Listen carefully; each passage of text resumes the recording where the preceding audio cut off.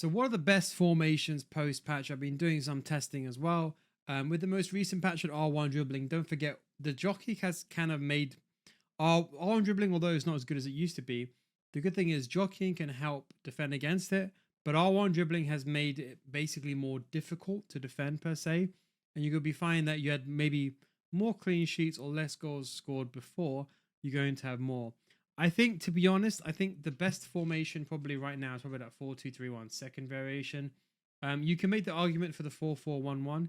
On paper, they're the same. The only difference is that you have center mids as opposed to CDMs. Whether you use center mids or not, it's up to you. If you want, let's say you're like, you know what, Neil, I want the CDMs, but I like the center mids presence, the attacking presence. One thing I would just recommend is just go ahead. I've been using Guijarro on literally all my accounts and using something like a box-to-box box crasher, should I say, for the CDM. So at least that way they go forward. So you got one CDM that kind of sits and holds and the other one that goes forward. Now for the cam, normally I actually go with second striker or shadow striker. I actually prefer it because you have that player that comes inside the box. But to be honest, because R1 dribbling is so good, I think a lot of people here are playing some sort of Bon Mati on the higher end. I think almost all the pros, any top tier players using like a Bon Mati in this cam role, or I'm using a cheaper Joe Cole. And I think the Playstyle Plus is actually worth using. It's not as powerful as it once was before the patch, but I still think it's one of the best ways of getting past right now. That technical Playstyle Plus is what I'm talking about here. So I would say, do you know what? I'm actually using Playmaker a bit more just so I can pass the ball to the cam and I can link the whole team together and I can dribble it if needs be. Inside for both left mid and right mid. And for the depth, I'm either going high or I'm sticking on 60. That's basically what I'm going for almost all my formations. So I think if you're asking me like what's the one that I think that will be the best overall, I think it will be the 4-2-3-1 wide. I think with the box crash, if you want to make it a bit more attacking. If you want to also use the 4-4-1-1, you can do that as well. As I said to you, the only difference between, and this is where again, I need to be careful how words people get. A lot of people really get upset about the way that I say things. I mean, it's just utter honesty. But if you're not good at the game and using a 4-4-1-1, you will struggle. I think two box to boxes are only worth using. Like, two playmakers are completely out of the question, unless you're like Elite Plus. But I think if you're looking for like just a good balance, I would say something like this. You have a holding player and one box to box and one inside forward like this, and put a left back and right back on defend.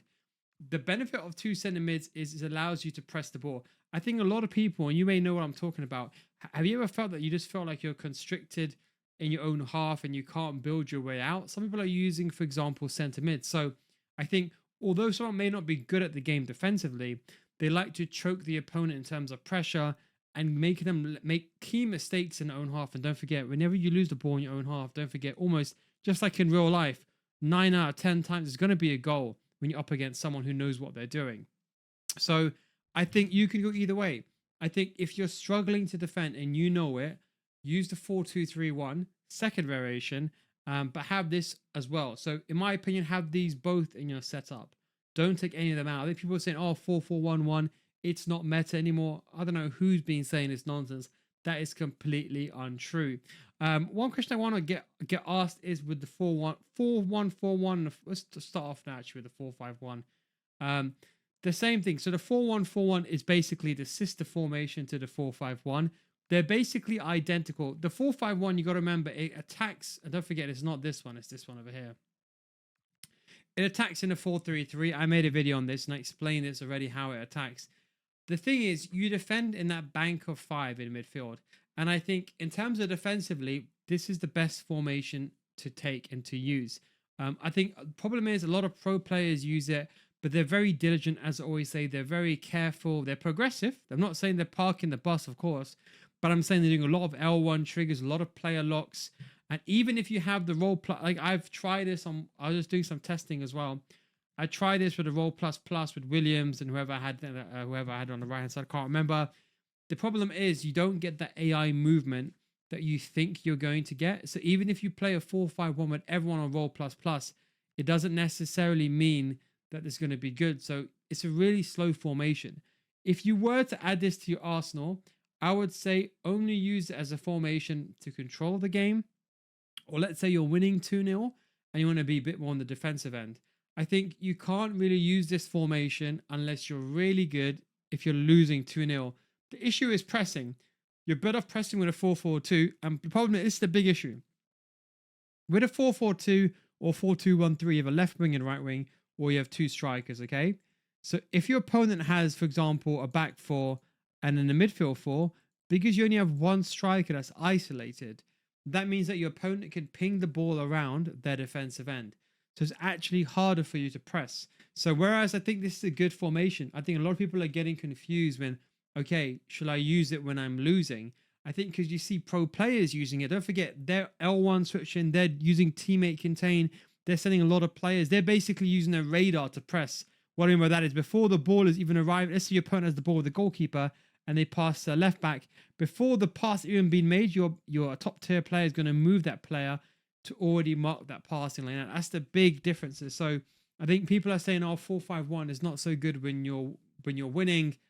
So when you're losing as opposed to when you're winning. That's the reason why. I think, to be honest, the 4-1-4-1 sister formation with the CDM is probably the better of the two. But I don't think I'm using this that much. I'm going to be honest. I told you I didn't use it last week. I used the 4-1-4-1 instead. But for my play style, I don't like that slow, diligent play. I'll be honest. If I'm going to do that, I'd rather use the 4-2-3-1 second variation and then have the two CDMs. And let's say, for example, you wanted to emulate this like in a 4-4-1-1. Let's just say you wanted to, we're going to come at that one in a second.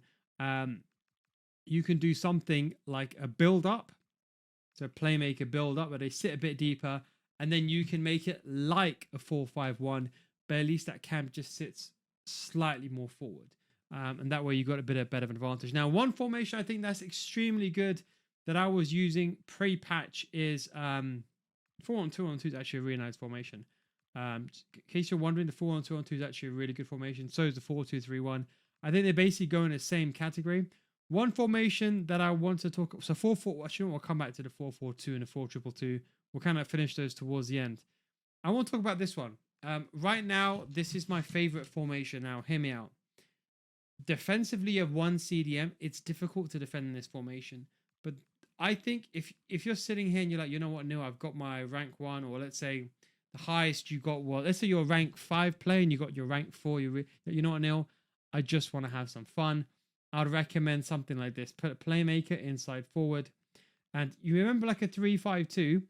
I was discovering this when I was trying to sort out my, don't put box crash, that would be too much. I was trying to figure out my 3-5-2 and I was trying to do, for example, like a false back and then pin him on false back balance. It just wasn't working. But this is probably the best system that you can use if you're struggling to attack.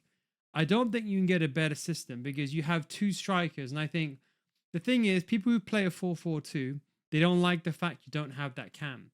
The benefit is you have a left mid and right mid, which you'll have in all the 4 formations. You'll have 2 strikers as well, which are amazing. But you also have that central cam player. So if you like the 4-2-1-3, you like the 4-4-1-1, you like the 4-2-3-1 second variation, but you just want that extra striker, I think this is a really good place. The only downside is you only have that one CDM. This CDM, when you lose the ball, they gotta run back. They can't go forward. They have to sit back and hold that defensive line. I think the better players won't struggle as much. I'm currently switching. I would recommend this one, but I'm also switching with this one because this one you have a center mid, and that way you can be a bit more stable defensively. But I'm doing the same thing, putting as one of these players on poacher, doesn't matter whichever one you want to put on poacher. That's what I'm also doing as well. So if you want, you can do something like this. You can put the center mid on playmaker, or you can put them on box to box. At least they will help you a little bit. I'm not saying they're going to be doing, by the way, I hate when this happens. They're not going to be doing some crazy stuff. You can also put it on ball winning. That's one recommendation. But let's say you want, I think honestly, this is one of my favorite formations right now. Dare I say, I think it's the best. I think the cam version probably is the best attacking formation right now. If you're asking me, if you're struggling to attack, I personally feel like it's the best attacking formation inside the game because you've got the left mid and right mid, you got that central cam, and you got those 2 strikers. Going back to, as you guys know, at the end of the day, I was always the 3-5-2 guy from day one. And then the 4-4-2 and 4-2-2, they go in. I still think they're very, very good. I like the holding and the 4-4-2. I like the box crash a lot more. I think some people are naturally playing a bit more defensive, but the good thing is technical. This is why technical was important, that patch. It was important for the casual player to use it to get past someone parking a bus. For someone like me with a lot of concentration, or maybe someone in the elite division, anyone, they could use a player lock and then get through. But for someone who's like in Division 3, Division 4, it can be quite difficult. But the 4-4-2 is also a very good option here. Almost the exact same things. One on a poacher like this, one the inside forward, and then one the inside forward. Something like this is actually really good. And of course, if you want to use a box crasher, you can do. And then if you are going to use box crasher, I'd recommend putting the other one on deep line, playmaker, defend. So at least you got one person holding. But I think at that point, the argument is the only benefit. So this is what I'm trying to say. The reason why I went to the 4-1-2-1-2 wide is I don't struggle defensively. The only benefit of this is, let's say, for example, when you're sitting, and let's say when your opponent has the ball out, when your opponent has recycled the ball outside the box, you have 2 CDMs. When you're attacking, you have that CDM going forward. So basically, it's kind of like that. So if you do like that 4-1-2-1-2, but you want to kind of replicate that with having 2 CDMs, I honestly think this will be the sister well, let's say the half sister to the 4-1-2-1-2 wide. Because you think about it, the difference between this one and this one is that there's a cam there. Box crasher basically lets that CDM go forward. But at least when you're out of possession, you have 2 CDMs. Whereas with a 4-1-2-1-2, you have that cam and you only have that 1 CDM to defend. So this is why I'm saying this and the 4-2-2-2, you can make the argument. I'm going to be honest, I actually like the 4-2-2-2 a bit more, and I'll explain to you a bit since we're running out of time now. I don't want to make this a No Guys documentary as usual, especially on a Friday night. Who wants to hear my voice? But I will do a playmaker, and the reason why I like playmakers is they're a bit more narrow centrally. And then what I do is I put one deep box crasher like this, defend, and deep line playmaker for the CDM like this. That way, so you have the wide cams that they're not like wide cams. I would say they're more of like left mid to right mid, a bit more centralized. I would say this is the better option. But this is just some food for thought. So I think realistically, the 4-2-3-1 second variation and the 4-1-4-1 is probably some of the better ones. The 4-4-2s and the formation that I mentioned. I think the 4-5-1 has got a bit of a backseat. And the reason why I say it as well is because of R1 dribbling. So maybe where you would have once been, if you use the 4-5-1, you're struggling now. It's because before you couldn't dribble without less dribbling, without fidget spinning per se. But now you have R1 dribbling. So you got to take all those things into account. So to be honest, I think any of the above is good. But as usual, as you know, I combine them all together.